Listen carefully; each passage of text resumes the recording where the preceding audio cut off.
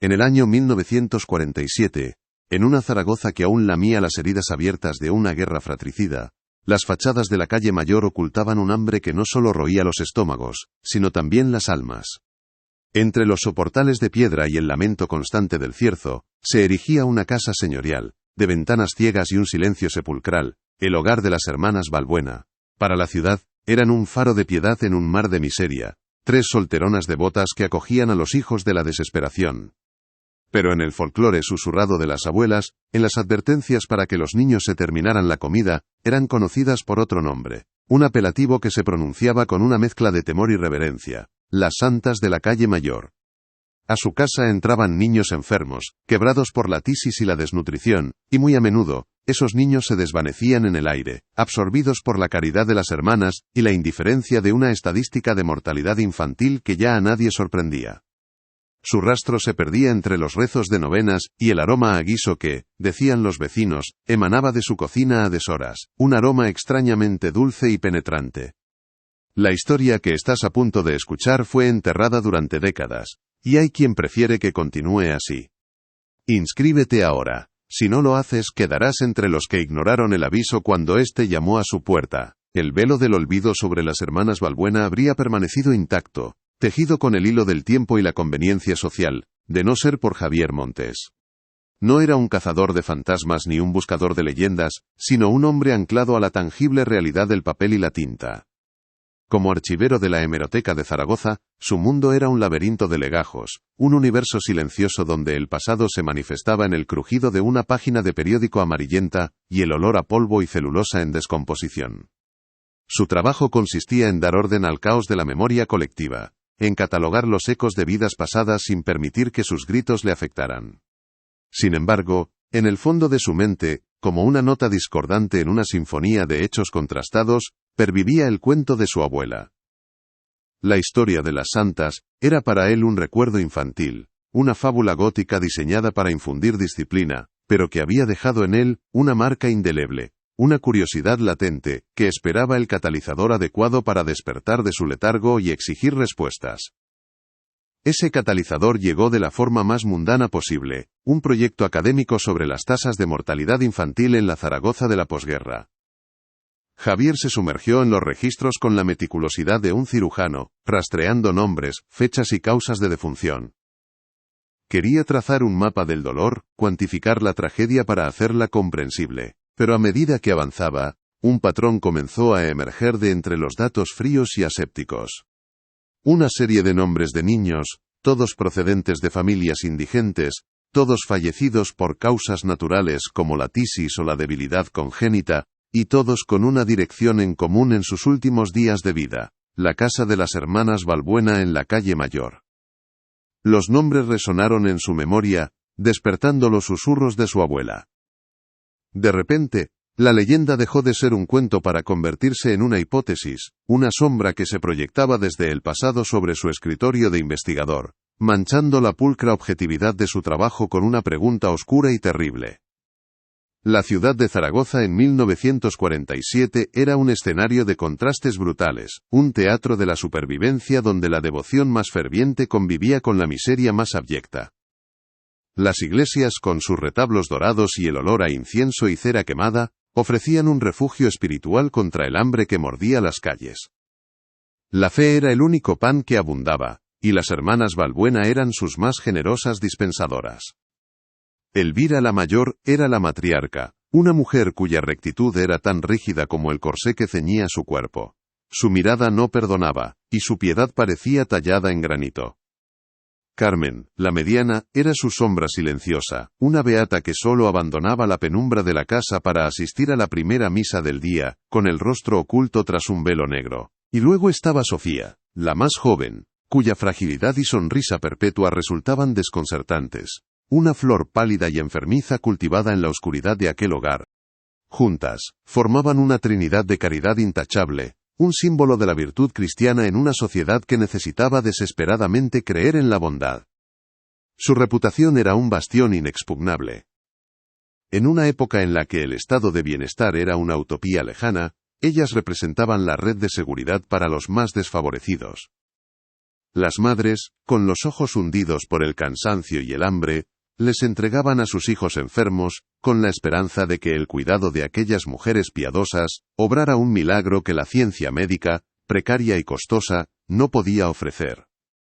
La Casa Balbuena se convirtió en un sanatorio no oficial, un limbo donde los niños entraban para ser sanados, o si la voluntad de Dios así lo quería, para morir en paz, rodeados de rezos y cuidados. Nadie cuestionaba su labor. Nadie se atrevía a mirar más allá de la fachada de benevolencia. Hacerlo habría sido como escupir sobre el altar, una blasfemia contra la única luz que parecía brillar en la oscuridad de la posguerra. La gratitud de la comunidad era su escudo, y el silencio cómplice de las autoridades, su salvoconducto para operar en las sombras. La verdadera naturaleza de la Casa Balbuena, sin embargo, era un secreto guardado bajo 7 llaves, un abismo de podredumbre oculto tras una fachada de piedra erosionada por el tiempo. Quien cruzaba su umbral no entraba en un refugio, sino en una telaraña. El aire en el interior era denso, casi irrespirable, una mezcla nauseabunda de humedad que trepaba por las paredes, el olor rancio de la cera de velas consumidas hacía mucho tiempo, y un dulzor enfermizo, un perfume a carne guisada y especias que se adhería a la ropa y a la memoria. Los muebles, reliquias de una opulencia pasada, estaban cubiertos por sábanas blancas que, más que proteger del polvo, parecían sudarios esperando a sus ocupantes. La luz del exterior se filtraba con dificultad a través de los gruesos cortinajes de terciopelo, dibujando un paisaje de penumbra perpetua, donde los objetos apenas se distinguían como siluetas fantasmales. La iconografía religiosa dominaba cada rincón, pero su presencia no inspiraba consuelo, sino una creciente inquietud. Crucifijos de marfil, con las figuras de Cristo contorsionadas en una agonía exagerada, colgaban de las paredes con los ojos vacíos, como si se hubieran negado a ser testigos de lo que allí ocurría. Estatuillas de vírgenes llorosas, cubiertas por una fina capa de polvo gris, parecían derramar lágrimas de mugre. De los pomos de cada puerta pendían rosarios, no como instrumentos de oración, sino como advertencias silenciosas, como amuletos contra un mal que residía en el propio corazón de la casa. El único sonido que rompía el silencio opresivo era el lamento del viento del cierzo colándose por las grietas de las ventanas, un silbido agudo que se asemejaba al llanto lejano de un niño. Y bajo todo ello, el crujido constante de la madera del suelo, quejándose a cada paso como si las almas atrapadas en la casa protestaran por la profanación de su descanso. La obsesión de Javier Montes lo llevó a solicitar acceso a los fondos no catalogados de la hemeroteca, una especie de purgatorio documental donde yacían donaciones anónimas y legados olvidados. Fue allí, en una tarde de otoño en la que la luz dorada y melancólica se derramaba sobre las estanterías, donde encontró la caja.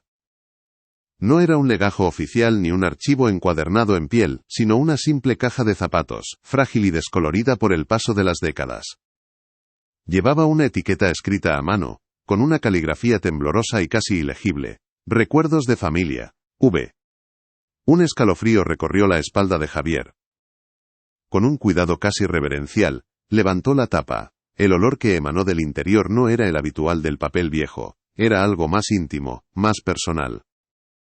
Era una mezcla de lavanda seca, naftalina y un aroma indefinible, casi orgánico, que le revolvió el estómago. Dentro, envuelto en un paño de lino amarillento, había un cuaderno de tapas de cuero negro, gastado por el uso. Al abrirlo, Javier comprendió que no tenía entre manos un diario personal, sino algo mucho más inquietante, el recetario de Elvira Balbuena. Las primeras páginas contenían recetas previsibles para una mujer de su época y clase social, potajes de legumbres, bizcochos de limón, compotas de frutas. La caligrafía era pulcra y ordenada, la de una mujer metódica y controladora. Pero a medida que avanzaba, las anotaciones se volvían cada vez más extrañas. Los nombres de los platos adquirían una connotación litúrgica y perturbadora. Estofado de cordero celestial, consomé para el alma pura, asado del inocente. Los ingredientes se volvían ambiguos, con referencias a cortes tiernos, y piezas selectas, sin especificar el origen animal.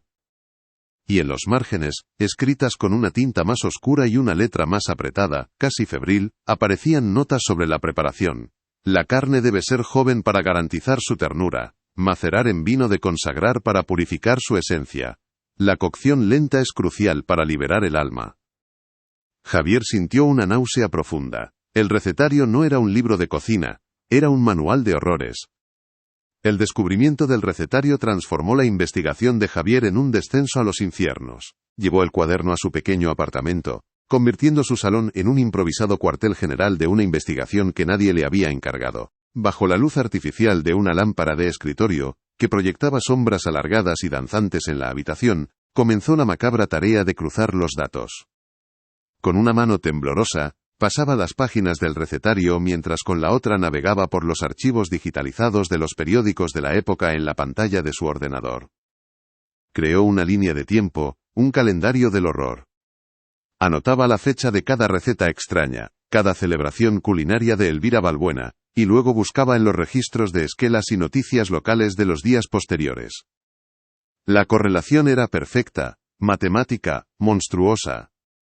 Cada vez que en el recetario aparecía una anotación sobre un banquete especial, en los periódicos de la semana siguiente se publicaba la noticia del fallecimiento de un niño que estaba bajo el cuidado de las hermanas.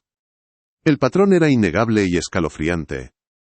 Consomé para el alma pura, fechado en marzo de 1947, coincidía con la muerte de un pequeño de 6 años llamado Miguel, oficialmente por debilidad pulmonar.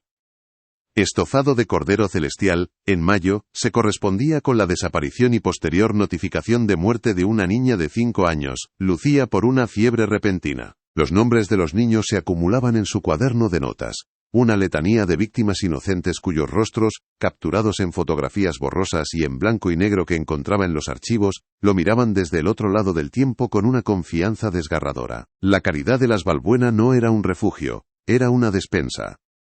Javier sintió el peso de la historia caer sobre él, no como un ejercicio académico, sino como una losa de granito. Estaba exhumando una verdad que la ciudad de Zaragoza había decidido enterrar, y sentía que los fantasmas de aquellos niños le susurraban al oído, pidiéndole que no se detuviera. Profundizando en su investigación, Javier se topó con los certificados de defunción.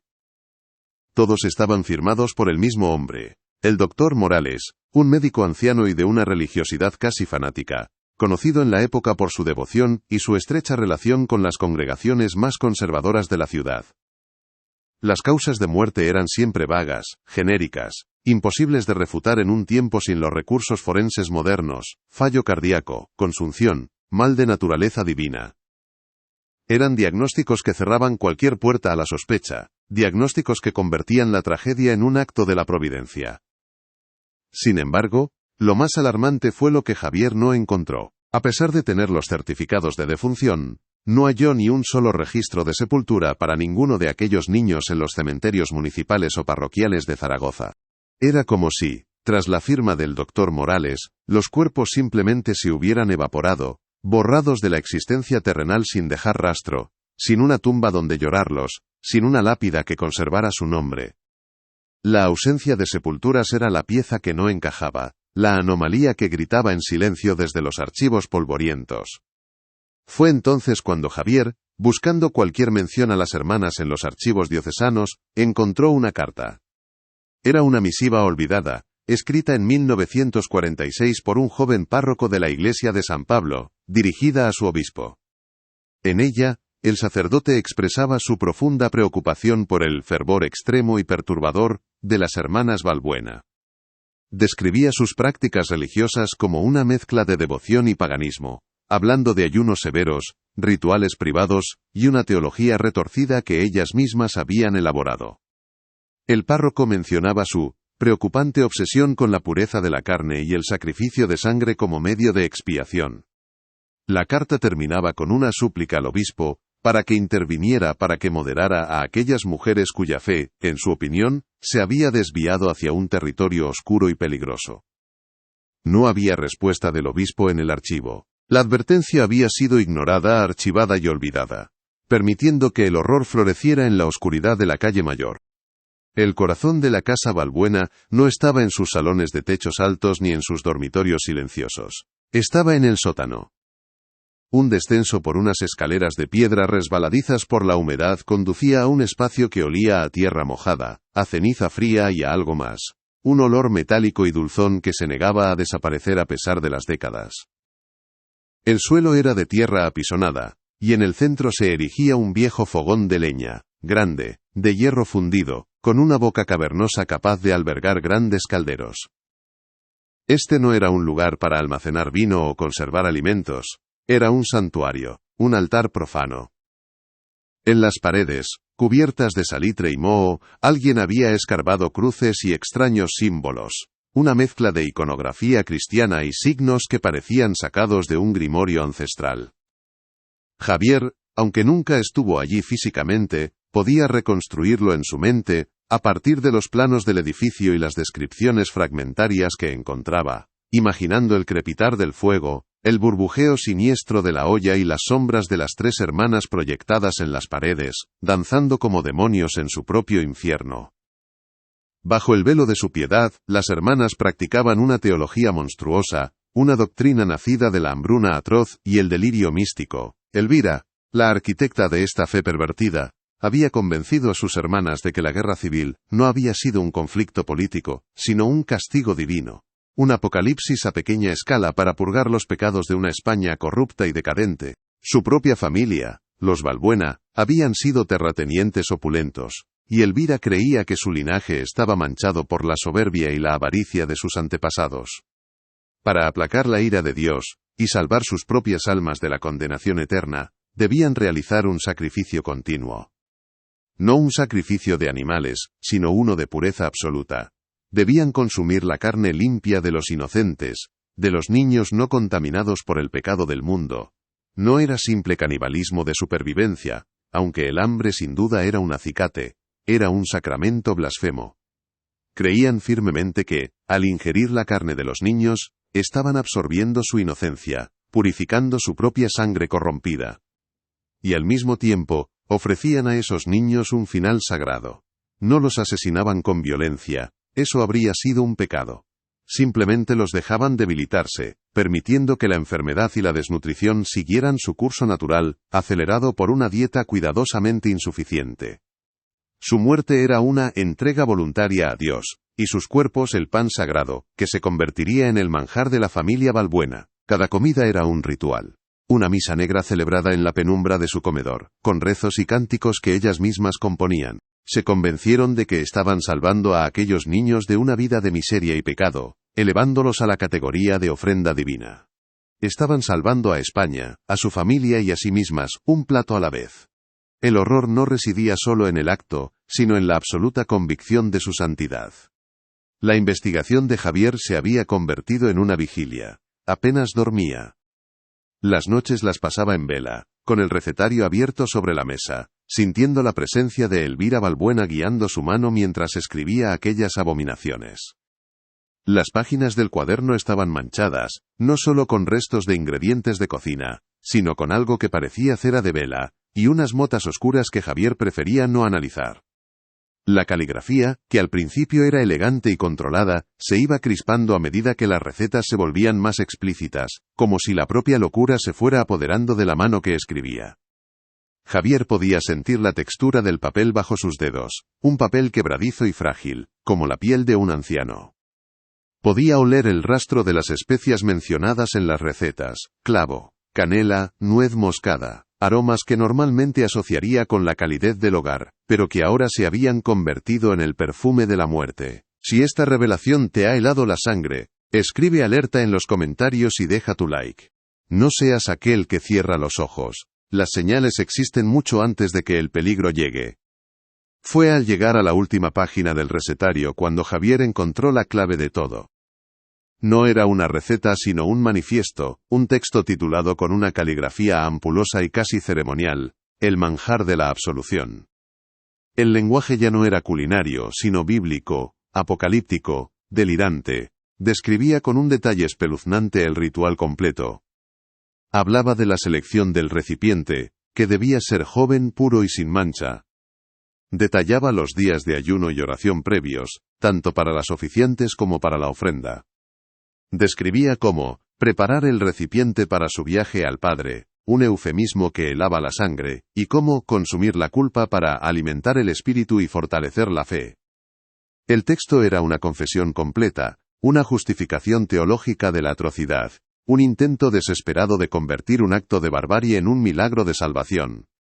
Elvira Balbuena había creado un universo moral alternativo donde el asesinato y el canibalismo no solo eran aceptables, sino necesarios.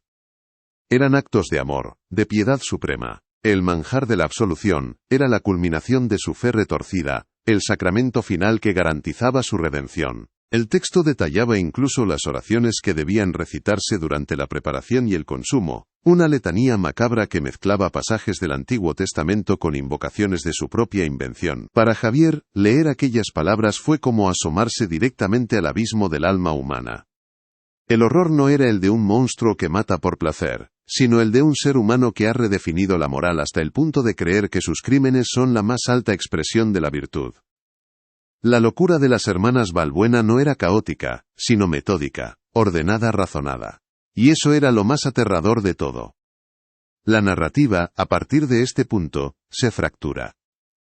Ya no sigue el camino lineal de la investigación de Javier, sino que se sumerge en una reconstrucción febril y sensorial de la última cena, una de tantas últimas cenas celebradas en la casa de la calle Mayor. La escena se materializa en la mente, evocada por las palabras del recetario y la imaginación del historiador. La casa está iluminada únicamente por la luz temblorosa de las velas, que arrojan sombras grotescas y alargadas sobre las paredes cubiertas de tapices descoloridos. El aire es espeso, cargado con el olor del incienso quemado en un intento de purificar el ambiente y enmascarar el otro olor, el del guiso que burbujea lentamente en el fogón del sótano.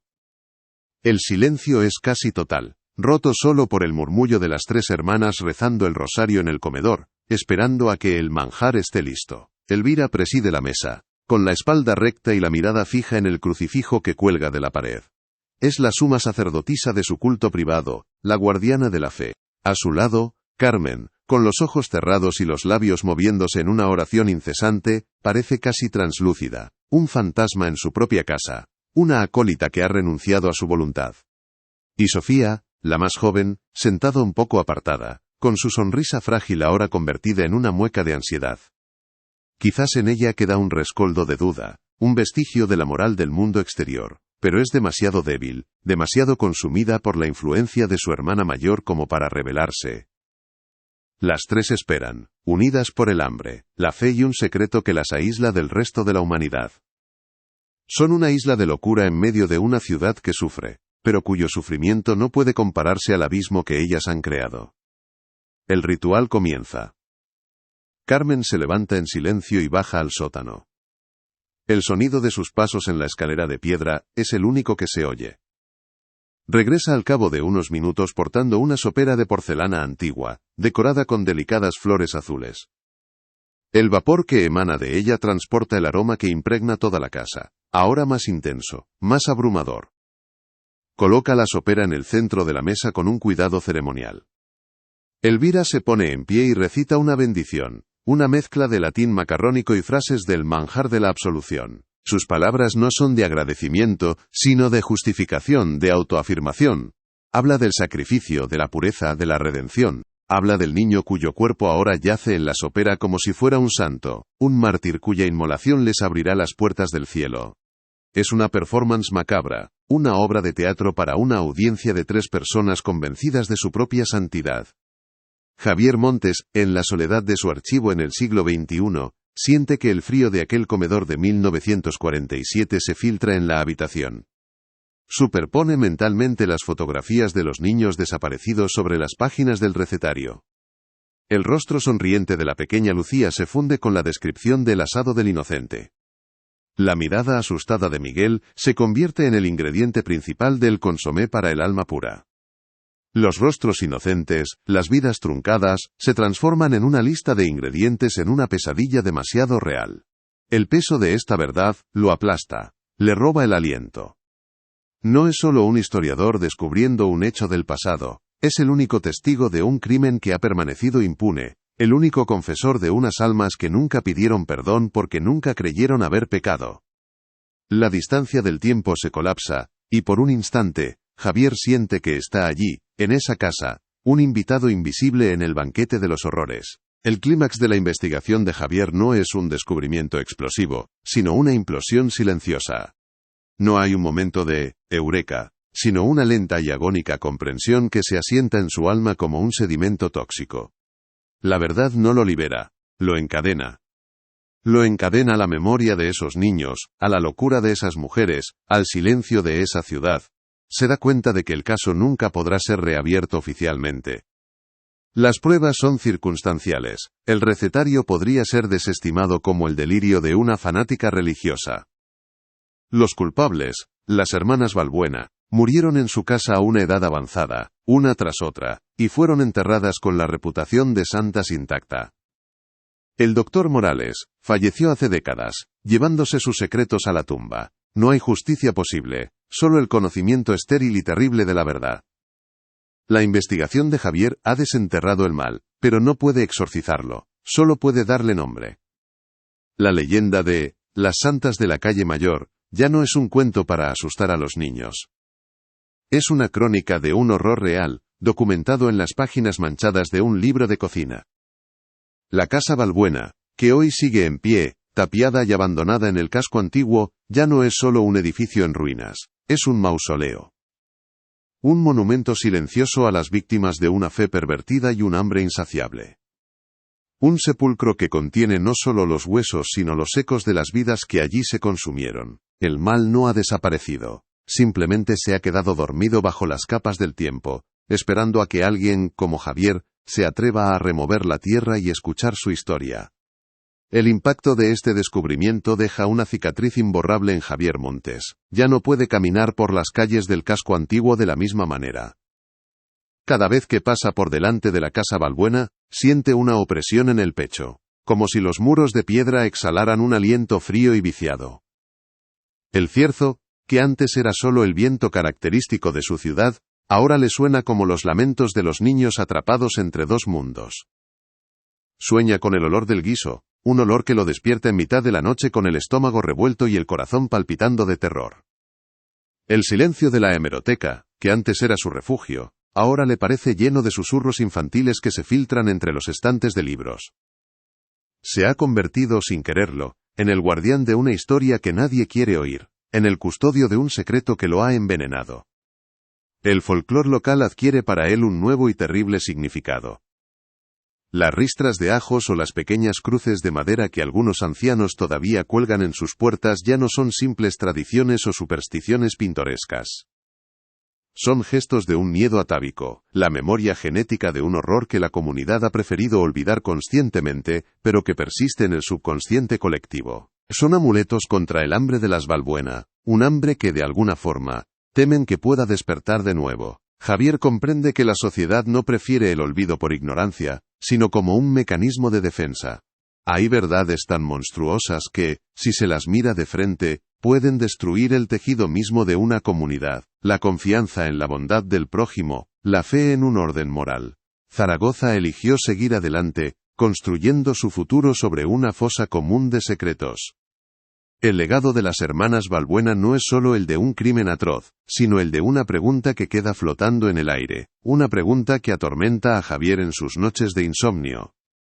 ¿Qué es el mal? ¿Es la ausencia de bien, o es una fuerza activa que puede disfrazarse de virtud? ¿Cómo la piedad puede pervertirse hasta convertirse en la justificación de la barbarie? Las Balbuena no se veían a sí mismas como monstruos. En el universo que habían construido, eran salvadoras, mártires que asumían el pecado del mundo para purificarlo. Y esa es la verdad más inquietante de todas, que el mal más profundo no es el que se regodea en su propia oscuridad, sino el que se viste con... En el año 1947, en una Zaragoza que aún lamía las heridas abiertas de una guerra fratricida, las fachadas de la calle Mayor ocultaban un hambre que no solo roía los estómagos, sino también las almas. Entre los soportales de piedra y el lamento constante del cierzo, se erigía una casa señorial, de ventanas ciegas y un silencio sepulcral, el hogar de las hermanas Balbuena. Para la ciudad, eran un faro de piedad en un mar de miseria, tres solteronas devotas que acogían a los hijos de la desesperación.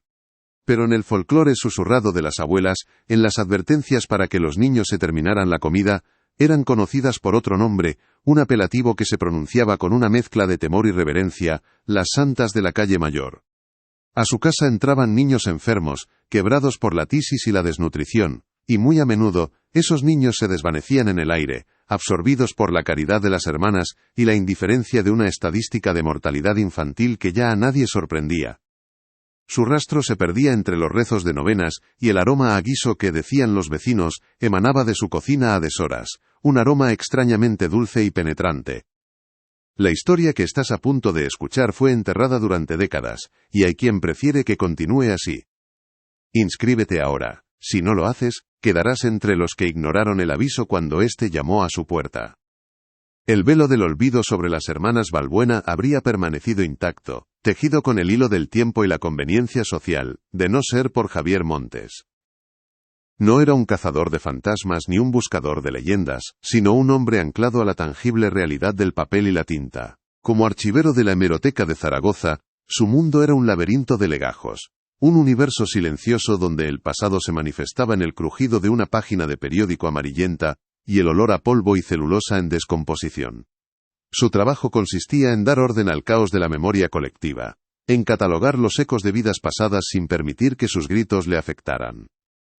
Su escepticismo era una armadura forjada en la objetividad de los hechos documentados, un escudo contra la superstición y el rumor. Cada día sus manos, cubiertas por finos guantes de algodón, se movían con la precisión de un relojero entre los frágiles volúmenes que contenían la crónica de la ciudad, rescatando del abismo del tiempo nacimientos, bodas y esquelas, las pequeñas y grandes tragedias que componen el tapiz de la historia. Sin embargo, en el fondo de su mente, como una nota discordante en una sinfonía de hechos contrastados, pervivía el cuento de su abuela. La historia de las santas era para él un recuerdo infantil, una fábula gótica diseñada para infundir disciplina, pero que había dejado en él una marca indeleble, una curiosidad latente, que esperaba el catalizador adecuado para despertar de su letargo y exigir respuestas. Recordaba la voz de su abuela, un susurro que olía a anís y a miedo antiguo, mientras le advertía de que si no se terminaba el plato, las hermanas de la calle Mayor vendrían a buscarlo para llevárselo a su casa, de donde los niños malos nunca regresaban. La imagen que evocaba era la de 3 sombras negras, de rostros afilados y manos como garras, acechando en los soportales oscuros. Con los años, la razón había archivado aquella historia en el cajón de los terrores infantiles, junto al hombre del saco y los monstruos de debajo de la cama. Se había convertido en un historiador precisamente para eso, para desterrar las sombras con la luz de los datos, para demostrar que detrás de cada leyenda no había más que miedo, ignorancia y las duras condiciones de una época. Pero la semilla de la duda, una vez plantada, nunca muere del todo. Solo espera paciente, en la oscuridad de la memoria, a que una gota de verdad la haga germinar. Ese catalizador llegó de la forma más mundana posible, un proyecto académico sobre las tasas de mortalidad infantil en la Zaragoza de la posguerra. Javier se sumergió en los registros con la meticulosidad de un cirujano, rastreando nombres, fechas y causas de defunción a través de microfilms que zumbaban bajo la luz verdosa del lector. Quería trazar un mapa del dolor, cuantificar la tragedia para hacerla comprensible, para reducir el sufrimiento a una gráfica, a una estadística que pudiera ser analizada y comprendida desde la distancia segura del presente. Pero a medida que avanzaba, a medida que los nombres de los pequeños fallecidos desfilaban ante sus ojos como un ejército de fantasmas de tinta, un patrón comenzó a emerger de entre los datos fríos y asépticos. Una serie de nombres de niños, todos procedentes de familias indigentes, todos fallecidos por causas naturales como la tisis o la debilidad congénita, y todos con una dirección en común en sus últimos días de vida, la casa de las hermanas Balbuena en la calle Mayor. Los nombres resonaron en su memoria, despertando los susurros de su abuela.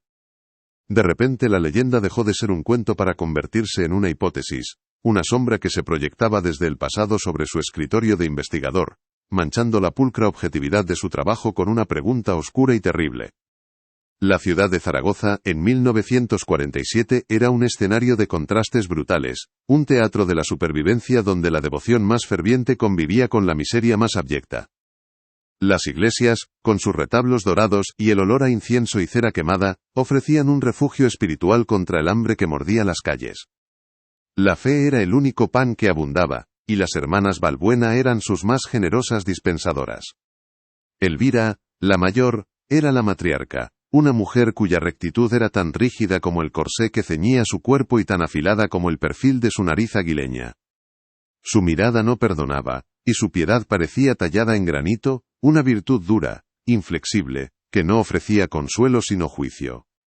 Carmen la Mediana era su sombra silenciosa, una beata que solo abandonaba la penumbra de la casa para asistir a la primera misa del día, con el rostro oculto tras un velo negro tan espeso que parecía absorber la luz a su alrededor. Y luego estaba Sofía, la más joven, cuya fragilidad y sonrisa perpetua resultaban desconcertantes, una flor pálida y enfermiza cultivada en la oscuridad de aquel hogar, una dulzura que bordeaba lo siniestro. Juntas, formaban una trinidad de caridad intachable, un símbolo de la virtud cristiana en una sociedad que necesitaba desesperadamente creer en la bondad. Su reputación era un bastión inexpugnable, una fortaleza construida con los ladrillos de la gratitud pública y el cemento de la aprobación eclesiástica. En una época en la que el estado de bienestar era una utopía lejana, y la caridad institucional apenas existía, ellas representaban la red de seguridad para los más desfavorecidos. Las madres, con los ojos hundidos por el cansancio y el hambre, con la piel pegada a los huesos y el alma rota por la desesperación, les entregaban a sus hijos enfermos, con la esperanza de que el cuidado de aquellas mujeres piadosas obrara un milagro que la ciencia médica, precaria y costosa, no podía ofrecer. La Casa Balbuena se convirtió en un sanatorio no oficial, un limbo donde los niños entraban para ser sanados, o si la voluntad de Dios así lo quería, para morir en paz, rodeados de rezos y cuidados. Nadie cuestionaba su labor, nadie se atrevía a mirar más allá de la fachada de benevolencia. Hacerlo habría sido como escupir sobre el altar, una blasfemia contra la única luz que parecía brillar en la oscuridad de la posguerra. La gratitud de la comunidad era su escudo, y el silencio cómplice de las autoridades, su salvoconducto para operar en las sombras. La verdadera naturaleza de la Casa Balbuena, sin embargo, era un secreto guardado bajo 7 llaves, un abismo de podredumbre oculto tras una fachada de piedra erosionada por el tiempo y la indiferencia. Quien cruzaba su umbral no entraba en un refugio, sino en una telaraña tejida con hilos de piedad y desesperación. El aire en el interior era denso, casi irrespirable, una mezcla nauseabunda de humedad que trepaba por las paredes desconchadas, dejando manchas oscuras que parecían mapas de continentes olvidados, el olor rancio de la cera de velas consumidas hacía mucho tiempo y un dulzor enfermizo, un perfume a carne guisada con especias exóticas que se adhería a la ropa y a la memoria, un aroma que no pertenecía a la cocina austera de la posguerra. Los muebles, reliquias de una opulencia pasada, estaban cubiertos por sábanas blancas que, más que proteger del polvo, parecían sudarios esperando a sus ocupantes, delineando las formas fantasmales de sofás, cómodas y pianos en un silencio eterno.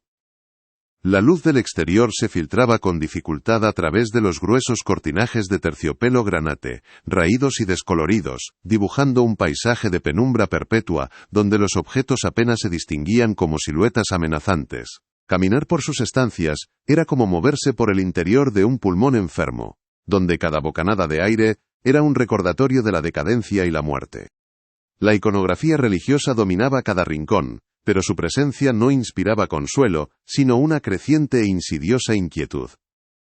Crucifijos de marfil, con las figuras de Cristo contorsionadas en una agonía exagerada, colgaban de las paredes con los ojos vacíos, como si se hubieran negado a ser testigos de lo que allí ocurría, sus cuerpos retorcidos no por el dolor de la crucifixión, sino por el horror de su entorno.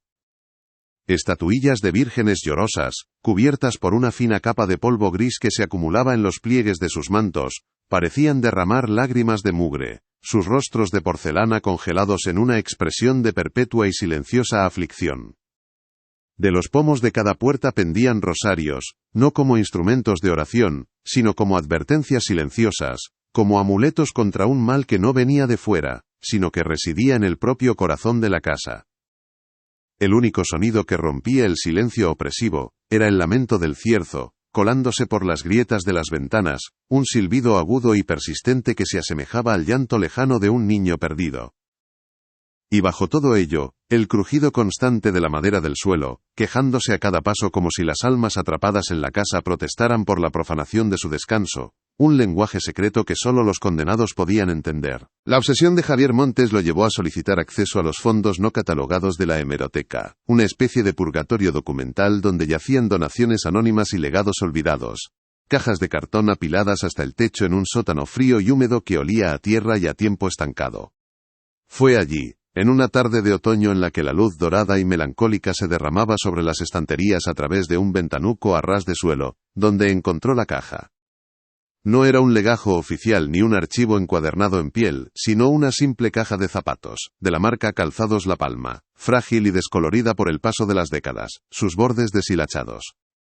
Llevaba una etiqueta escrita a mano, con una caligrafía temblorosa y casi ilegible, desvaída por la humedad. Recuerdos de familia, V. Un escalofrío recorrió la espalda de Javier, una corriente eléctrica que le erizó el vello de los brazos. Con un cuidado casi reverencial, como si estuviera manejando una reliquia o una bomba, levantó la tapa. El olor que emanó del interior no era el habitual del papel viejo, era algo más íntimo, más personal. Era una mezcla de lavanda seca, naftalina y un aroma indefinible, casi orgánico, un deje dulzón y metálico que le revolvió el estómago. Dentro, envuelto en un paño de lino amarillento y manchado, había un cuaderno de tapas de cuero negro, gastado por el uso, sus esquinas redondeadas y suavizadas por el roce de unas manos que lo habían consultado una y otra vez. Al abrirlo, Javier comprendió que no tenía entre manos un diario personal, sino algo mucho más inquietante: el recetario de Elvira Balbuena. Las primeras páginas contenían recetas previsibles para una mujer de su época y clase social. Potajes de legumbres para los días de vigilia, bizcochos de limón para las visitas del párroco, compotas de frutas para conservar el verano. La caligrafía era pulcra y ordenada, la de una mujer metódica y controladora, cada ingrediente y cada paso anotado con una precisión casi farmacéutica. Pero a medida que avanzaba, a medida que las páginas se volvían más amarillentas, y las manchas de grasa y otros fluidos se hacían más evidentes, las anotaciones se volvían cada vez más extrañas. Los nombres de los platos adquirían una connotación litúrgica y perturbadora. Estofado de cordero celestial, consomé para el alma pura, asado del inocente. Los ingredientes se volvían ambiguos, con referencias a cortes tiernos de origen joven, y piezas selectas de la ofrenda, sin especificar el origen animal. Y en los márgenes, escritas con una tinta más oscura y una letra más apretada, casi febril, como si la mano que escribía estuviera poseída por una urgencia terrible, aparecían notas sobre la preparación. La carne debe ser joven para garantizar su ternura y pureza, macerar en vino de consagrar durante una noche para purificar su esencia terrenal. La cocción lenta es crucial para liberar el alma y que ésta impregne el caldo. Javier sintió una náusea profunda, un frío que le nacía en el estómago y le subía por la garganta.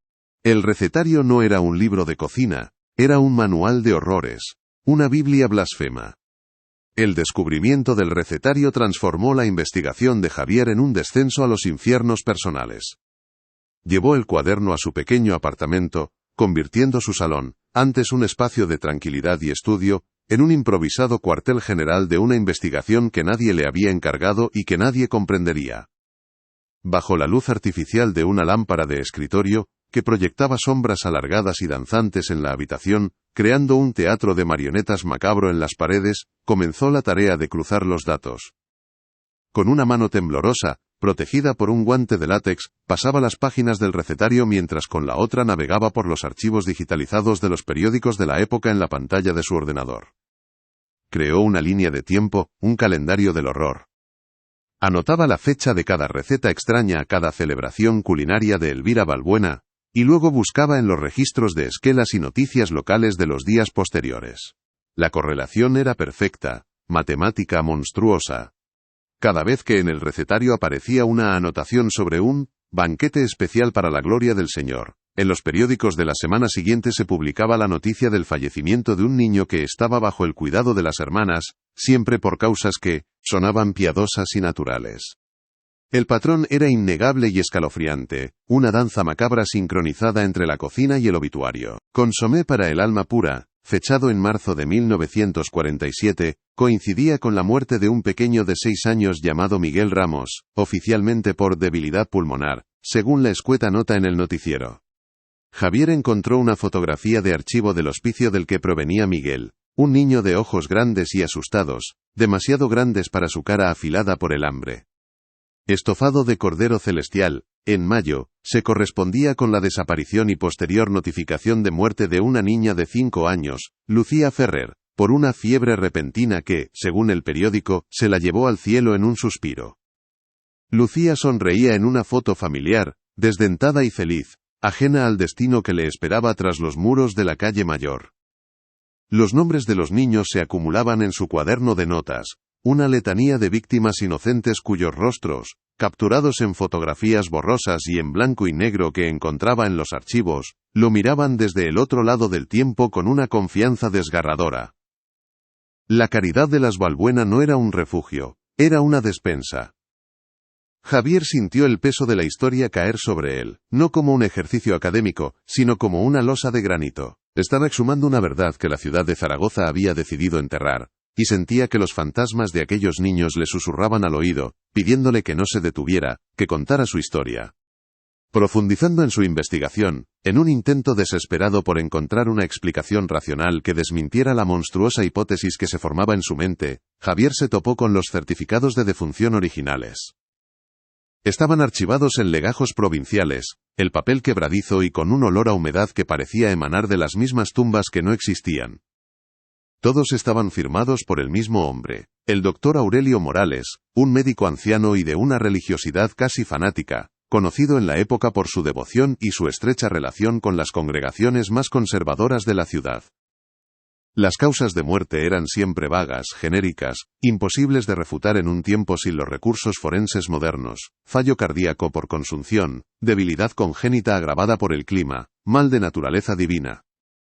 Eran diagnósticos que cerraban cualquier puerta a la sospecha, diagnósticos que convertían la tragedia en un acto de la providencia, en la voluntad inescrutable de Dios. Sin embargo, lo más alarmante fue lo que Javier no encontró. A pesar de tener los certificados de defunción, no halló ni un solo registro de sepultura para ninguno de aquellos niños en los cementerios municipales o parroquiales de Zaragoza. Era como si, tras la firma del doctor Morales, los cuerpos simplemente se hubieran evaporado, borrados de la existencia terrenal sin dejar rastro, sin una tumba donde llorarlos, sin una lápida que conservara su nombre para la posteridad.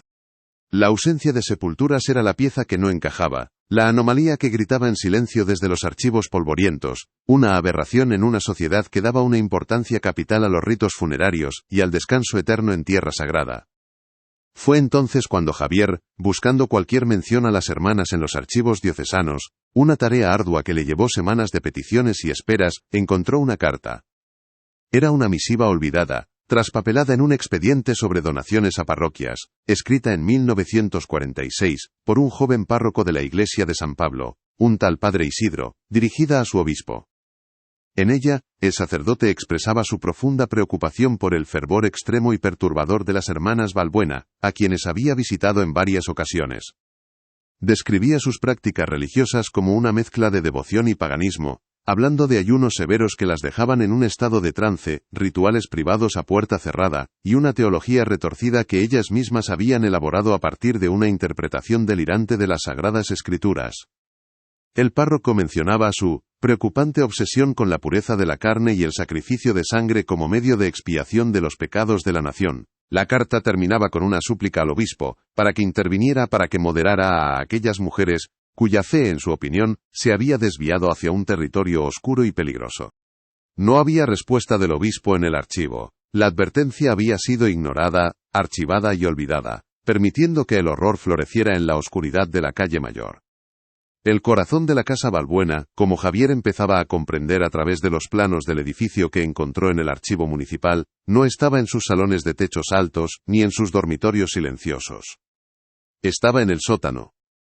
Un descenso por unas escaleras de piedra resbaladizas por la humedad, conducía a un espacio que, según los planos, estaba destinado a ser una carbonera y bodega, pero que en su imaginación, se convertía en algo mucho más siniestro. Podía oler la tierra mojada, la ceniza fría de un fuego extinto hace mucho tiempo y algo más, un olor metálico y dulzón que imaginaba impregnado en las propias piedras, un hedor que se negaba a desaparecer a pesar de las décadas. El suelo era de tierra apisonada, y en el centro donde debería haber estantes para el vino, los planos indicaban la presencia de una estructura inusual, un viejo fogón de leña, grande, de hierro fundido, con una boca cavernosa capaz de albergar grandes calderos.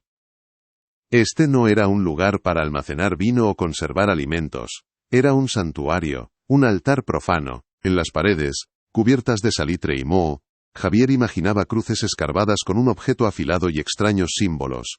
Una mezcla de iconografía cristiana y signos que parecían sacados de un grimorio ancestral. Podía reconstruirlo en su mente.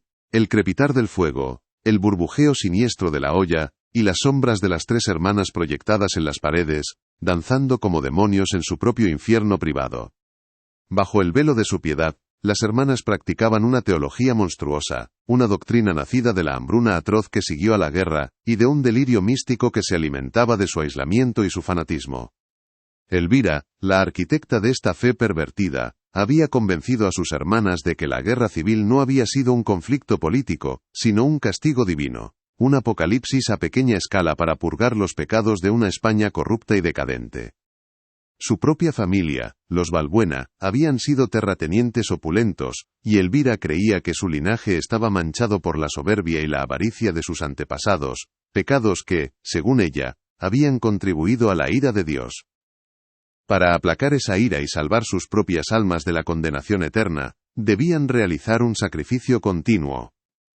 No un sacrificio de animales, que consideraban impuro, sino uno de pureza absoluta. Debían consumir la carne limpia de los inocentes, de los niños no contaminados por el pecado del mundo, aquellos que el hambre y la enfermedad ya habían puesto en el umbral de la muerte.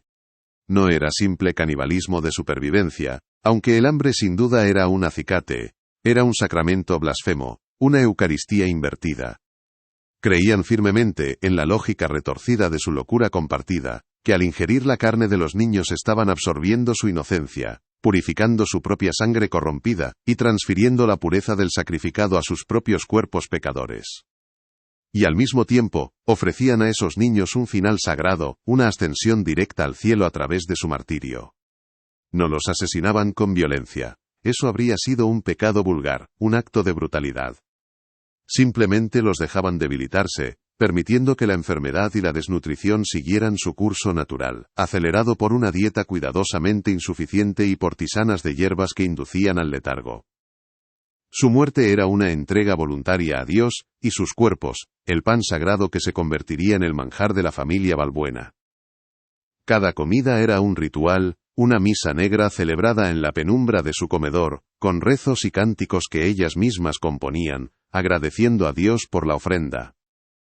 Se convencieron de que estaban salvando a aquellos niños de una vida de miseria y pecado, elevándolos a la categoría de ofrenda divina. Estaban salvando a España, a su familia y a sí mismas, un plato a la vez. El horror no residía solo en el acto, sino en la absoluta y serena convicción de su santidad. La investigación de Javier se había convertido en una vigilia, una penitencia autoimpuesta. Apenas dormía. Las noches las pasaba en vela, con el recetario abierto sobre la mesa, la luz de la lámpara creando un círculo íntimo y claustrofóbico en la oscuridad de su apartamento. A veces, sentía la presencia de Elvira Balbuena a su lado, guiando su mano mientras transcribía aquellas abominaciones a su ordenador, como si la voluntad de la mujer se hubiera quedado impregnada en el papel. Las páginas del cuaderno estaban manchadas, no solo con restos de ingredientes de cocina, sino con algo que parecía cera de vela y unas motas oscuras, casi negras, que Javier prefería no analizar, aunque su mente le gritaba que era sangre seca. La caligrafía, que al principio era elegante y controlada, se iba crispando a medida que las recetas se volvían más explícitas, como si la propia locura se fuera apoderando de la mano que escribía, los trazos volviéndose más angulosos, más desesperados. Javier podía sentir la textura del papel bajo sus dedos enguantados, un papel quebradizo y frágil, como la piel de un anciano. Podía oler el rastro fantasma de las especias mencionadas en las recetas, clavo, canela, nuez moscada, aromas que normalmente asociaría con la calidez del hogar, con los postres de su abuela, pero que ahora se habían convertido en el perfume de la muerte, en el condimento de lo impensable. Si esta revelación te ha helado la sangre, escribe alerta en los comentarios y deja tu like. No seas aquel que cierra los ojos, las señales existen mucho antes de que el peligro llegue. Fue al llegar a una de las últimas páginas del recetario cuando Javier encontró una anotación que lo cambió todo, una que parecía diferente al resto. No era una receta sino un texto más largo, escrito con una caligrafía ampulosa y casi ceremonial, titulado El manjar de la absolución. El lenguaje ya no era culinario, sino bíblico, apocalíptico, delirante. Era el manifiesto de Elvira, la piedra angular de su fe pervertida.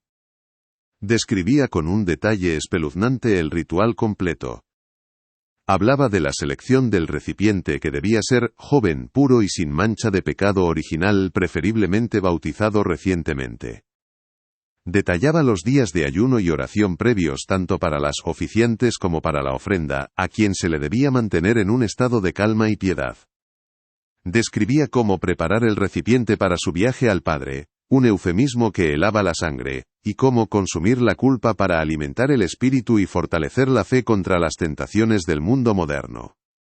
El texto era una confesión completa, una justificación teológica de la atrocidad, un intento desesperado de convertir un acto de barbarie en un milagro de salvación, en el acto de caridad definitivo. Elvira Balbuena había creado un universo moral alternativo, una burbuja de locura dentro de la cual el asesinato y el canibalismo no solo eran aceptables, sino necesarios para la salvación. Eran actos de amor, de piedad suprema.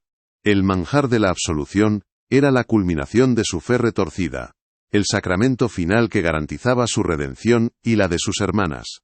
El texto detallaba incluso las oraciones que debían recitarse durante la preparación y el consumo, una letanía macabra que mezclaba pasajes del Antiguo Testamento sobre sacrificios con invocaciones de su propia invención a ángeles y santos para que bendijeran el festín sagrado. Para Javier, leer aquellas palabras fue como asomarse directamente al abismo del alma humana y descubrir que no estaba vacío, sino que estaba amueblado con lógica, con razones, con una estructura teológica impecable. El horror no era el de un monstruo que mata por placer, sino el de un ser humano que ha redefinido la moral hasta el punto de creer que sus crímenes son la más alta expresión de la virtud. La locura de las hermanas Balbuena no era caótica, sino metódica, ordenada, razonada. Y eso, esa lucidez dentro de la demencia, era lo más aterrador de todo. La narrativa, a partir de este punto, se fractura en la mente de Javier. Ya no sigue el camino lineal de su investigación, sino que se sumerge en una reconstrucción febril y sensorial, de una de tantas últimas cenas celebradas en la casa de la calle Mayor. La escena se materializa ante él, evocada por las palabras del recetario y su imaginación de historiador, tan vívida, que casi puede sentir el frío de la estancia. La casa está iluminada únicamente por la luz temblorosa de las velas, que arrojan sombras grotescas y alargadas sobre las paredes cubiertas de tapices descoloridos, haciendo que las figuras de los santos en ellos parezcan moverse, retorcerse. El aire es espeso, cargado con el olor del incienso quemado en un intento de purificar el ambiente y enmascarar el otro olor, el del guiso que burbujea lentamente en el fogón del sótano y cuyo aroma se filtra por las rendijas del suelo. El silencio es casi total, un silencio denso, pesado, roto solo por el murmullo de las tres hermanas rezando el rosario en el comedor, sus voces un zumbido monótono y desafinado, mientras esperan a que el manjar esté listo. Elvira preside la mesa, sentada en una silla de respaldo alto que parece un trono, con la espalda recta y la mirada fija en el crucifijo que cuelga de la pared. Es la suma sacerdotisa de su culto privado, la guardiana de la fe, su rostro una máscara de impasibilidad y convicción. A su lado Carmen, con los ojos cerrados y los labios moviéndose en una oración incesante, parece casi translúcida, un fantasma en su propia casa, una acólita que ha renunciado a su voluntad y se ha entregado por completo a la de su hermana. Y Sofía, la más joven, sentada un poco apartada, con su sonrisa frágil ahora convertida en una mueca de ansiedad, sus manos retorciendo un pañuelo en su regazo. Quizás en ella queda un rescoldo de duda, un vestigio de la moral del mundo exterior, pero es demasiado débil, demasiado consumida por la influencia de su hermana mayor como para rebelarse. Las tres esperan, unidas no por lazos de sangre, sino por el hambre, la fe y un secreto tan monstruoso que las aísla del resto de la humanidad. Son una isla de locura en medio de una ciudad que sufre, pero cuyo sufrimiento no puede compararse al abismo que ellas han creado en su propio hogar. El ritual, porque no es una cena sino un ritual, comienza. Carmen se levanta en silencio, sin que Elvira tenga que mediar palabra, y baja al sótano. El sonido de sus pasos en la escalera de piedra es el único que se oye, un eco húmedo y descendente que parece llevarla a las entrañas de la tierra. Regresa al cabo de unos minutos que a Javier le parecen una eternidad, portando una sopera de porcelana antigua, de la vajilla buena de la familia, decorada con delicadas flores azules. El vapor que emana de ella transporta el aroma que impregna toda la casa, ahora más intenso, más abrumador, una mezcla repugnante de dulzura y carne. Coloca la sopera en el centro de la mesa con un cuidado ceremonial. Elvira se pone en pie y recita una bendición, una mezcla de latín macarrónico y frases del manjar de la absolución. Sus palabras no son de agradecimiento, sino de justificación, de autoafirmación. Habla del sacrificio, de la pureza, de la redención. Habla del niño cuyo cuerpo ahora yace en la sopera como si fuera un santo, un mártir, cuya inmolación les abrirá las puertas del cielo. Es una performance macabra, una obra de teatro para una audiencia de 3 personas convencidas de su propia santidad, mientras la ciudad, al otro lado de los muros, sigue luchando por sobrevivir. Javier Montes, en la soledad de su archivo en el siglo XXI, siente que el frío de aquel comedor de 1947 se filtra en la habitación, que el olor fantasma del guiso le revuelve el estómago. Cierra los ojos y superpone mentalmente las fotografías de los niños desaparecidos sobre las páginas del recetario. El rostro sonriente de la pequeña Lucía se funde con la descripción del asado del inocente. La mirada asustada de Miguel se convierte en el ingrediente principal del consomé para el alma pura. Los rostros inocentes, las vidas truncadas, se transforman en una lista de ingredientes en una pesadilla demasiado real. El peso de esta verdad lo aplasta, le roba el aliento, lo ahoga. No es solo un historiador descubriendo un hecho del pasado, es el único testigo de un crimen que ha permanecido impune, el único confesor de unas almas que nunca pidieron perdón porque nunca creyeron haber pecado. La distancia del tiempo se colapsa, y por un instante, Javier siente que está allí, en esa casa, un invitado invisible en el banquete de los horrores, obligado a mirar, a recordar, a llevar la carga de su memoria para siempre. El clímax de la investigación de Javier no es un descubrimiento explosivo, sino una implosión silenciosa, un derrum. El descubrimiento del manjar de la absolución fue para Javier Montes el equivalente a encontrar el mapa del infierno. El recetario dejó de ser un simple objeto de archivo para convertirse en un artefacto maldito, un portal a través del cual la locura de Elvira Balbuena se filtraba en el presente, manchando la esterilidad de su despacho con el hedor de una verdad insepulta. Ya no podía tocar el cuaderno sin sentir una repulsión física, un frío que le trepaba por los dedos y se le alojaba en el pecho. Las noches se convirtieron en un territorio hostil, poblado por los rostros de los niños de las fotografías, sus ojos grandes y confiados fijos en él, preguntándole en silencio por qué nadie los había salvado. El silencio de la hemeroteca, antes su santuario, ahora se había vuelto opresivo, cargado de susurros que parecían emanar de las páginas de los periódicos viejos, las voces de las víctimas atrapadas en la tinta. Javier se obsesionó con la caligrafía de Elvira, estudiándola bajo una lupa como si fuera el sismograma de un alma enloquecida. Veía en la presión de la pluma sobre el papel, en los bucles apretados de las letras, no solo la crónica de un crimen, sino la arquitectura de una fe monstruosa, una lógica impecable y aterradora, que había transformado la piedad en un apetito insaciable. La reconstrucción de los hechos se impuso en su mente, no como un ejercicio académico, sino como una visión febril, una película macabra proyectada en el interior de su cráneo. El ritual no comenzaba en la cocina, sino en el umbral de la puerta. Comenzaba con la selección. Javier imaginaba a Elvira, de pie en el zaguán oscuro de la casa, con su vestido negro y su rostro impasible, evaluando al niño que una madre desesperada le entregaba. Su mirada no era la de una cuidadora, sino la de un sacerdote pagano, examinando una ofrenda para el sacrificio. Buscaba la debilidad, la fragilidad extrema, la tos que sacudía el cuerpo menudo, la piel traslúcida que dejaba ver una red de venas azules. Para ella, la enfermedad no era una tragedia, sino un signo de pureza. Los niños más enfermos, los que ya tenían un pie en el otro mundo, eran los recipientes más puros, los menos contaminados por la vida y sus pecados. Eran, en su teología demencial, corderos perfectos para el altar. La madre se marchaba con una gratitud llorosa, dejando a su hijo en manos de un ángel, sin saber que acababa de entregarlo a la boca del lobo. Una vez seleccionado, el recipiente era sometido a un proceso de purificación. Javier lo leía entre líneas en las anotaciones de Elvira. No se trataba de un asesinato rápido y violento, sino de una lenta y deliberada anulación.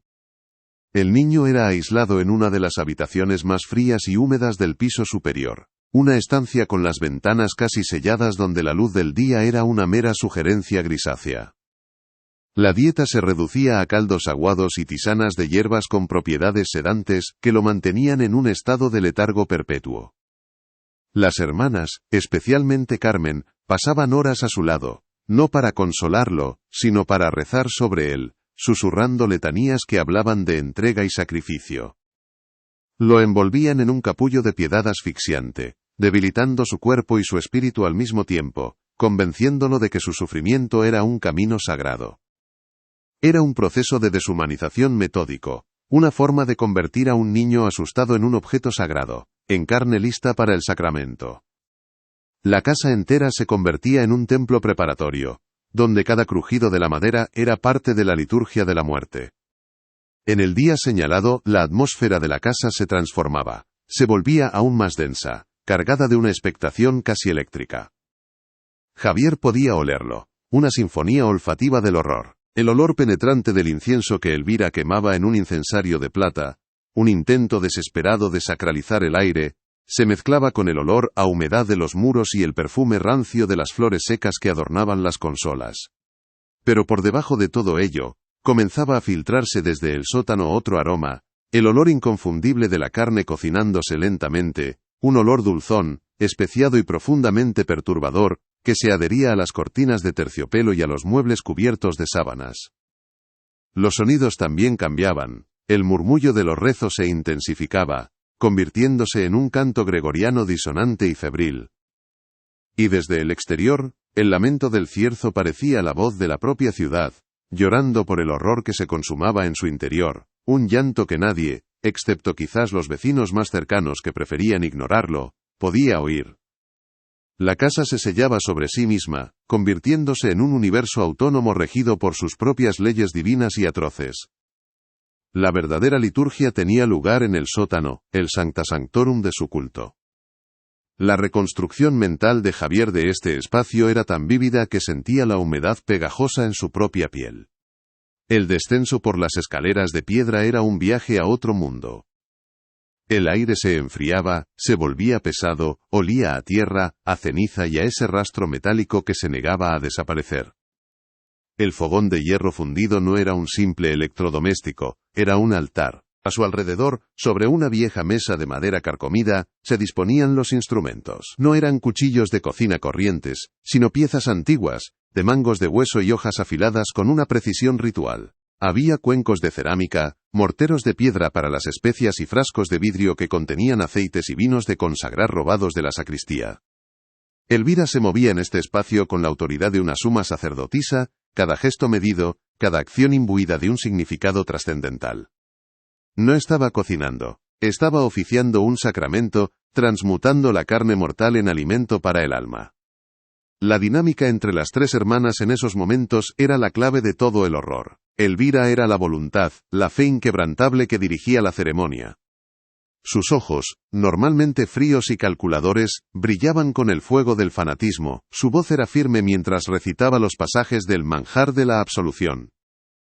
Carmen, por su parte, era la obediencia ciega. Se movía como una autómata, sus manos ejecutando las tareas más terribles con una desconexión total, su mente refugiada en un trance de oración continua que la aislaba de la realidad de sus actos. Era el brazo ejecutor, el cuerpo sin alma que permitía que la locura de su hermana se hiciera carne. Pero la figura más trágica era la de Sofía. Javier la imaginaba en un rincón, con su sonrisa perpetua ahora congelada en una mueca de terror contenido. Sus manos temblaban, sus ojos se llenaban de lágrimas que no se atrevía a derramar. Participaba por miedo, por una lealtad familiar pervertida, su voluntad completamente anulada por la personalidad dominante de Elvira. Ella era el testigo silencioso, la parte de la conciencia que aún gritaba en silencio, y su presencia hacía que el acto no fuera solo monstruoso, sino profundamente trágico. La preparación del manjar era un acto de alquimia perversa. Las palabras del recetario cobraban vida en la mente de Javier.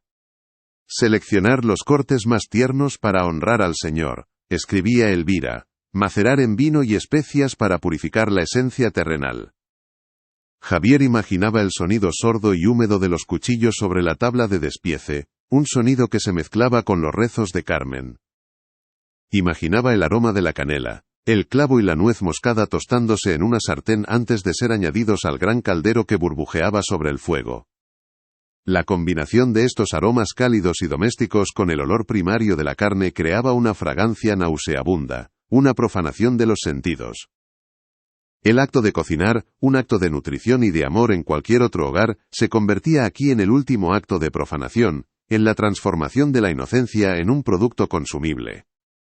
El burbujeo del guiso era el sonido de un alma siendo digerida, una banda sonora para el fin del mundo a pequeña escala. Finalmente, el ritual ascendía de nuevo desde las profundidades del sótano al comedor. La mesa estaba puesta con una solemnidad que helaba la sangre. Se usaba la mejor mantelería de hilo, la vajilla de porcelana heredada y las copas de cristal tallado. Las velas en candelabros de plata arrojaban una luz temblorosa que hacía bailar las sombras de los crucifijos en la pared.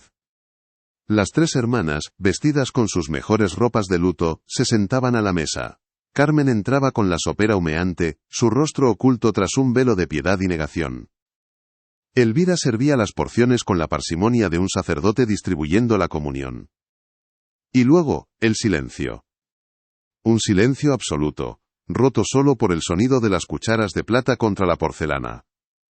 Comían despacio, con los ojos cerrados, no como un acto de alimentación sino como un acto de meditación, de absorción. Creían que con cada bocado, estaban ingiriendo la pureza, limpiando sus almas manchadas, acercándose un poco más a la salvación. El horror no estaba en la violencia del acto, sino en la serenidad con la que se ejecutaba, en la convicción absoluta de su propia rectitud. Para Javier, reconstruir esta escena fue el punto de no retorno. La verdad ya no era una hipótesis basada en documentos, era una certeza visceral que se había instalado en su cuerpo.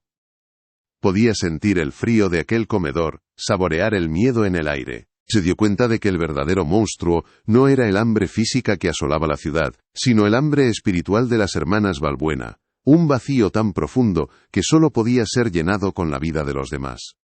La fe, en sus manos, no había sido un consuelo, sino un arma, una justificación para cometer lo impensable. El caso de las santas de la calle Mayor no era una simple historia de canibalismo por supervivencia. Era la historia de cómo la virtud, llevada al extremo más fanático, puede convertirse en la máscara perfecta para el mal más absoluto, un mal que se mira al espejo y ve el rostro de un santo. Y esa revelación fría y afilada como un cuchillo de despiece, lo cambió para siempre. La ciudad de Zaragoza, sin saberlo, había sido cómplice. El silencio de los vecinos, que debían oler, que debían sospechar, pero que preferían la cómoda mentira de la caridad a la monstruosa verdad. El silencio de las autoridades, demasiado ocupadas en reconstruir una nación como para prestar atención a los niños que se perdían en las estadísticas.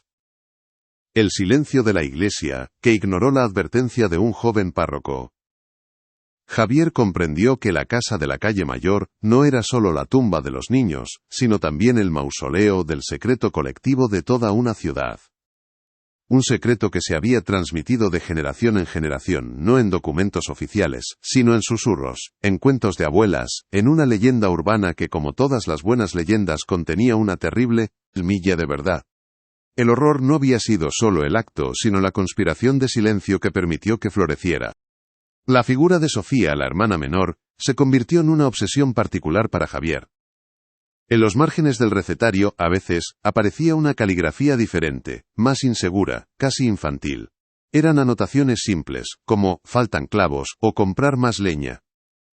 Eran los únicos vestigios de normalidad en aquel libro de pesadillas. Javier se preguntaba, ¿qué pensaba, qué sentía? Era una víctima, una prisionera de la locura de su hermana mayor. O su silencio y su sonrisa frágil eran una forma de complicidad, una máscara para su propia oscuridad. No había respuesta en los archivos. Sofía era un fantasma dentro de la historia, una sombra cuya verdadera naturaleza se había perdido para siempre. Pero en su silencio, Javier veía el reflejo de toda la ciudad, la incapacidad de actuar, la parálisis ante un horror que superaba la comprensión, la elección de mirar hacia otro lado. Sofía era el rostro humano de la complicidad pasiva. Javier encontró una última pieza en los archivos municipales: la notificación de la muerte de las hermanas. Murieron de viejas, una tras otra en la misma casa. Elvira fue la última en caer, en 1978. Su esquela en el periódico local la describía como una vida de devoción y servicio a los desfavorecidos. La ciudad la despidió como a una santa. Nadie sospechó nunca nada. El secreto murió con ellas, enterrado bajo décadas de reputación intachable. Leer aquella esquela fue para Javier el insulto final. La historia había sido escrita por los vencedores, y en esta historia, los monstruos habían ganado. Habían vivido sus vidas, habían muerto en paz, y habían sido recordados como ángeles. La verdad, mientras tanto, dormía en una caja de zapatos en un sótano polvoriento, esperando a que alguien tuviera el valor, o la mala suerte de encontrarla. El recetario no solo contenía recetas. En las guardas, pegadas con un viejo pegamento, Javier encontró varias estampitas de santos, y una pequeña fotografía en blanco y negro, doblada y gastada. Era un retrato de las 3 hermanas de jóvenes, mucho antes de la guerra. Elvira ya tenía esa mirada severa, pero Carmen y Sofía sonreían a la cámara con una genuina inocencia. ¿Qué había pasado? ¿Qué había quebrado sus mentes de una forma tan irreparable? ¿Fue el hambre, la guerra, la pérdida de su estatus social? ¿O la semilla de la locura ya estaba allí, esperando el terreno abonado de la desesperación para germinar? La fotografía no ofrecía respuestas, solo multiplicaba las preguntas. Hacía que el monstruo tuviera un rostro humano, lo cual lo convertía en algo aún más aterrador. No eran demonios de otro mundo, eran mujeres de carne y hueso, vecinas, ciudadanas. El mal no era una abstracción, tenía una dirección en la calle Mayor. El impacto de estos descubrimientos fue devastador. Javier comenzó a ver la sombra de las Balbuena en todas partes. En las caras de las ancianas beatas que salían de misa, en el silencio de las calles del casco antiguo al anochecer, en el olor a guiso que salía de las cocinas de sus vecinos. La historia había dejado de ser algo que estudiaba para convertirse en algo que vivía. Se sentía como el único superviviente de una masacre, el único que conocía la verdadera naturaleza del terreno sobre el que caminaba su ciudad. La carga de ese conocimiento era inmensa, un peso que lo aislaba de los demás. ¿Cómo podía explicarle a alguien que la amable anciana a la que sus padres recordaban con cariño, había sido en realidad una caníbal ritualista? La verdad era tan monstruosa que sonaba a locura, y temía que, si la contaba, nadie le creería, o peor aún, que no querrían creerle. La investigación de Javier había llegado a un callejón sin salida. Tenía la verdad, pero no podía hacer nada con ella, no había justicia posible. Los culpables estaban muertos, las pruebas eran circunstanciales, y los testigos, si es que alguna vez los hubo, habían sido silenciados por el tiempo o por el miedo. Su descubrimiento estaba condenado a permanecer en el ámbito de lo académico, de lo anecdótico, una nota a pie de página en la historia de la ciudad. Pero para él, era el capítulo central, había desenterrado a los fantasmas, y ahora tenía que aprender a vivir con ellos. La historia de las hermanas Balbuena se había convertido en su historia. Una herencia no deseada que llevaría consigo para siempre. El archivo ya no era un lugar de trabajo, sino un confesionario donde escuchaba una y otra vez la misma historia terrible, contada por las manchas de grasa y las letras febriles de un viejo libro de cocina. La última cena se repetía en su mente cada noche antes de dormir. Las 3 siluetas negras sentadas a la mesa, la luz de las velas, el vapor que ascendía de la sopera. Y en ese vapor, veía los rostros de los niños, de Miguel, de Lucía, y de tantos otros cuyos nombres se habían perdido. Se desvanecían en el aire caliente, como sus vidas se habían desvanecido en aquella casa. Y Javier comprendió el verdadero significado de la leyenda. Los niños no desaparecían sin más, eran consumidos, absorbidos, borrados de la existencia de la forma más literal y terrible posible. No quedaba nada de ellos, ni una tumba, ni un hueso, solo el eco de una historia de miedo susurrada por las abuelas. Una historia que ahora, gracias a él, tenía un guión completo, un reparto y un final. Un final que sin embargo no ofrecía ninguna paz, ninguna resolución. Solo la fría y desnuda constatación del horror. Has oído la verdad de hoy. Si no te unes a nosotros, esta verdad seguirá rondando a los desprevenidos. Inscríbete, Activa la campana y comparte, antes de que el próximo secreto te encuentre desprevenido. El clímax de la investigación de Javier Montes no fue una explosión de revelación catártica, sino una implosión silenciosa que lo dejó hueco, devastado por el peso de una verdad que no podía compartir ni olvidar. La certeza no le trajo paz, sino una condena. Se convirtió en el único habitante de un mausoleo de papel y tinta, un guardián solitario de una fosa común documental. El silencio de la hemeroteca, que antes había sido su refugio, un santuario dedicado al orden y a la razón, se transformó en una cámara de eco para los gritos que nunca fueron proferidos. Cada legajo que tocaba parecía vibrar con una energía residual, cada página de periódico amarillenta parecía manchada no solo por el tiempo, sino por la sangre invisible de los inocentes. Ya no era un historiador que estudiaba el pasado. Era un sismógrafo registrando los temblores de un mal que seguía vivo bajo la superficie de su ciudad, un mal que le hablaba en el susurro del papel de arroz y en el olor a celulosa en descomposición, que ahora se mezclaba en su mente con el aroma fantasma de la canela y el clavo. La verdad no lo había liberado, lo había emparedado vivo junto a los muertos, dejándolo con la terrible lucidez del único que sabe dónde están enterrados los cuerpos, aunque no haya cuerpos que enterrar. Desde ese momento, Javier caminó por Zaragoza como un extranjero en su propia tierra, un hombre aquejado de una dolencia que solo él podía ver. La ciudad, que antes era un tapiz de historia y belleza, se convirtió para él en un palimpsesto del horror, donde bajo cada piedra, cada soportal, cada fachada blasonada, se ocultaba la caligrafía del crimen de las Balbuena. La casa de la calle Mayor, con sus ventanas tapiadas como ojos cerrados a la fuerza, y su fachada leprosa por la humedad, ya no era una simple ruina arquitectónica, sino una cicatriz queloide en el rostro de la ciudad, un punto de supuración perpetua. Escuchaba el lamento de los niños en el silbido del cierzo cuando se colaba por los callejones del tubo, y veía sus rostros en las caras de los querubines de piedra que adornaban las iglesias. Las supersticiones de los ancianos, esas que antes desestimaba como folclore pintoresco, adquirieron la categoría de testimonio.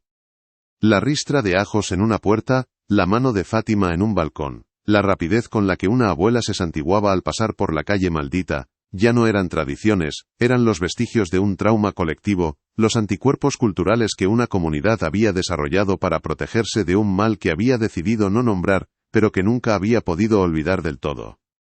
El caso de las hermanas Balbuena, incapaz de encontrar justicia en los tribunales de los hombres, trascendió la historia para instalarse definitivamente en el reino del mito. Se convirtió en la leyenda fundacional del miedo moderno de Zaragoza, una historia contada en susurros en las noches de tormenta, una advertencia que había mutado con el tiempo pero cuyo núcleo de verdad permanecía intacto.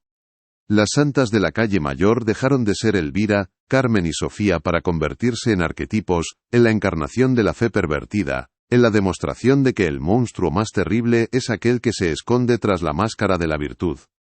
La casa se transformó en un lugar de poder, un vórtice para los buscadores de lo paranormal y un tabú para los locales.